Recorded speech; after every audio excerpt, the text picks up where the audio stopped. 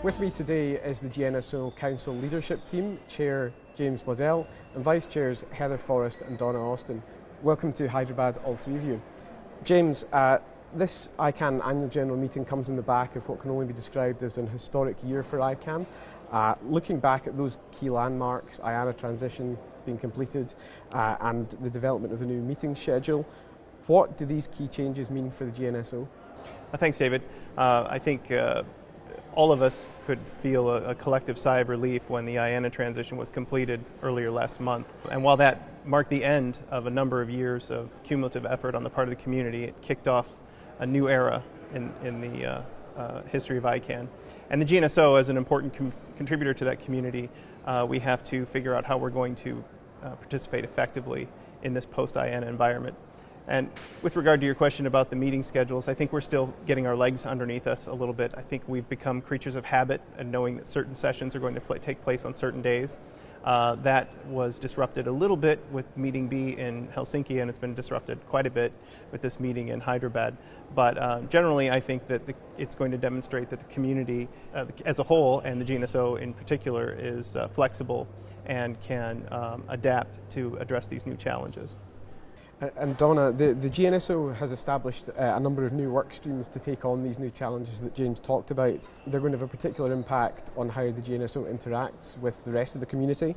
And I'm thinking here particularly of the bylaws drafting team, the appointment of a new liaison to the GAC, and the appointment of an interim GNSO representative to the empowered community.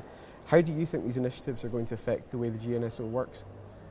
So David, I think to some extent it's not going to be a significant change to the way that the GNSO operates, but understanding that we do have new responsibilities as a result, and we need to step up into those when, at any point in time if we consider that it's necessary to do so. I think with the drafting team on the bylaws, that's an important discussion that's going on at the moment. And we are seeing that there are some sensitivities into some of the, the roles for the GNSO, and particularly how the council fits into some of those, new roles or the way that bylaws have been drafted. I think, the critical initiative for us is a continuation of the GAC liaison role. The relationship that the GNSO Council in particular has with the GAC, we need to evolve that, and we need to establish a better communications and relationship between the two parties, and also get a better understanding of what our different roles and responsibilities are moving forward. And Heather, alongside this new work, the traditional policy work of the GNSO has continued and will continue here in Hyderabad with meetings of working groups, including the review of rights protection mechanisms in all GTLDs, the Working Group on Registration Directory Services, the INGO Access to Curative Rights Protections Working Group, and the new GTLD Subsequent Procedures Working Group. What are your expectations for these discussions? Thanks, David. It's excellent to be here in Hyderabad, to have made it to this point in the year, to have made it through our new meeting A, B, and C schedule. And with the IANA transition behind us, I think what we'll see here in Hyderabad is the GNSO community getting back to being able to focus on what it does best and what its true purpose is, which is policy development. These things that you've identified, these PDP working groups that we have afoot, quite numerous, quite voluminous in terms of their scope. There's quite a bit going on, and I think what we're seeing here in Hyderabad is, with that renewed, refreshed focus on what it is that we do, which is policy development, we're coming to grips with some pretty big issues. We're finding that there are some significant overlaps between several of these PDPs that you've mentioned. We have several coming to milestones by the end of the year. And I think we'll see that it's time to tackle some of these bigger questions. I also think that what we'll see is a continued or renewed plea from the GNSO community to the other SOs and ACs within ICANN to get more involved in our PDP work. This is something that we've been emphasizing throughout the year.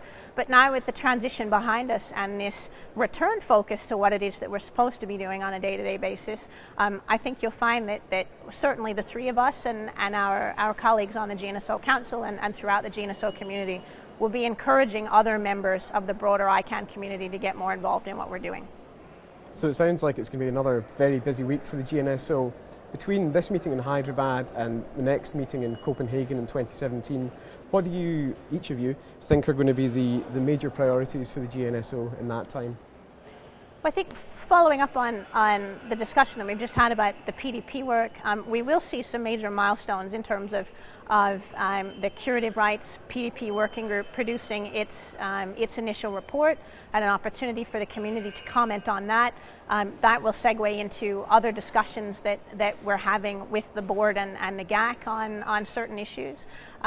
So I think those milestones will help in terms of demonstrating our ability to achieve our deliverables in the face of some pretty big challenges this year. And aside from the PDPs, we certainly have a number of other work streams in process. We have a number of review teams that are being started either later this year or early next. We have a continuation of some of the work that we've done relative to Workstream 2 and also the need to fill other roles as well throughout the community. So between now and Copenhagen, I expect the workload will only increase. So building on largely what Heather said, I think one of the challenges for the GNSO Council as the managers of the PDP work, ensuring that we do have engagement from the rest of the community in the work as it's taking place. And I think that's the important piece, while it's taking place, not after the fact. We expect with the new GTLD subsequent procedures that there's a number of different issues that are being pulled out of those, that different parts of the community are going to have, different perspectives of. It's really important that those perspectives are aired during the policy development work, not afterward with the board or, the GAC coming up late with advice. So we need to find ways to engage the community early in that work to make sure that once we get to the end of that product that we're on pretty good ground in terms of those recommendations and putting those forward to the board. Well, in light of all of that, thank you very much for taking time to speak to us today. Thanks, David.